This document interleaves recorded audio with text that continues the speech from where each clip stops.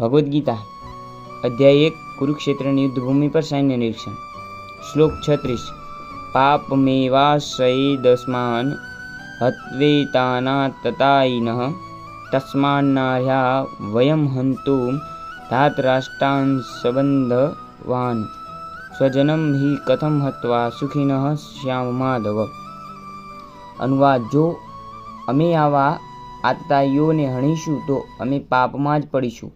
માટે જ જો અમે ધૃતરાષ્ટ્રના પુત્રો તથા તેમના મિત્રોનો વધ કરીશું તો તે યોગ્ય થશે નહીં.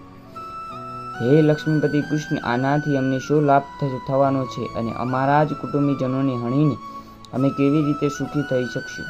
ભાવાર્થ: વૈદિક શાસ્ત્રાજ્ઞાનુસાર આતતાઈ 6 પ્રકારના હોય છે: વિષ આપનાર, ઘરને આગ ચાંપનાર, ઘાતક શસ્ત્રોથી આક્રમણ કરનાર, ધન સંપત્તિ લૂંટનાર, પારકી જમીન પચાવી પાડનાર અને પરસ્ત્રીનું અપહરણ કરનાર. આવા આતતાઈઓનો તો તત્કાલ વધ કરવો જોઈએ, કારણ કે તેમનો વધ કરવાથી કોઈ પાપ લાગતું નથી. આતતાઈઓનો એવી રીતે વધ કરવો જો સામાન્ય મનુષ્યો માટે યોગ્ય હોઈ શકે, પરંતુ અર્જુન સામાન્ય વ્યક્તિ નથી. તે સ્વભાવે સાધુચરિત હતો અને તેથી તે તેમની સાથે સાધુને જે સાજે તેવો વ્યવહાર કરવા માંગતો હતો. પરંતુ એક ક્ષત્રિય માટે આવું સાધુત્વ યોગ્ય ન હતું. જો કે રાજ્યના વહીવટમાં જવાબદાર માણસો સાધુમાં રહેવું જોઈએ, છતાં તેને કાયર પણ થવું ન જોઈએ. ઉદાહરણાર્થ, ભગવાન શ્રી રામ એટલા સાધુચરિત હતા કે આજે પણ લોકો રામ રાજ્યમાં રહેવા ઈચ્છે છે, પરંતુ ભગવાન રામે ક્યારેય કાયરતા દાખવી નહોતી. રાવણ આતતાઈ હતો, કારણ કે તેને રામના પત્ની સીતાજીનું અપહરણ કર્યું હતું. તેથી ભગવાન રામે તેને એવો તો પાઠ ભણાવ્યો કે જે વિશ્વના ઇતિહાસમાં અપ્રતિમ છે. અર્જુનના કિસ્સામાં તો મનુષ્ય વિશિષ્ટ પ્રકારના આતતાઈઓનો વિચાર કરવો જોઈએ. તે હતા તેમના પિતામહ, આચાર્ય, મિત્ર, પુત્ર, પૌત્ર વગેરે.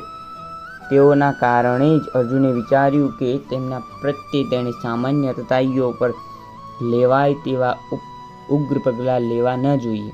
તે ઉપરાંત સાધુ પુરુષોને માફી અપનાવવાની સલાહ આપવામાં આવી છે. સાધુ પુરુષો માટે આવા આદેશો કોઈ રાજકીય કટોકટીથી વધુ મહત્વ ધરાવે છે. તેથી અર્જુને વિચાર કર્યો કે રાજકીય કારણોસર સ્વજનોનો વધ કરવા કરતાં ધર્મ તથા સદાચારની દ્રષ્ટિથી તેમને ક્ષમા આપવી તે જ શ્રેયકર છે. માટે ક્ષણિક શારીરિક સુખ માટે આવી રીતે વધ કરવો લાભપ્રદ થશે નહીં. છેવટે જ્યારે સમસ્ત રાજ્ય તથા તેથી મળતું સુખ સ્થાયી હોતું નથી,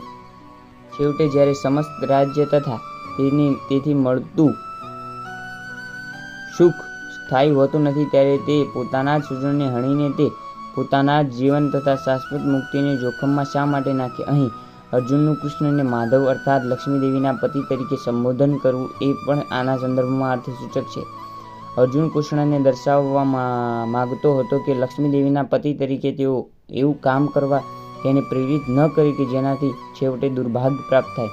કૃષ્ણ જો કે કોઈને માટે કદાપી દુર્ભાગ્ય લાવતા નથી, તેમાંય ભક્તો માટે તો ક્યારેય નહીં. જય શ્રી કૃષ્ણ.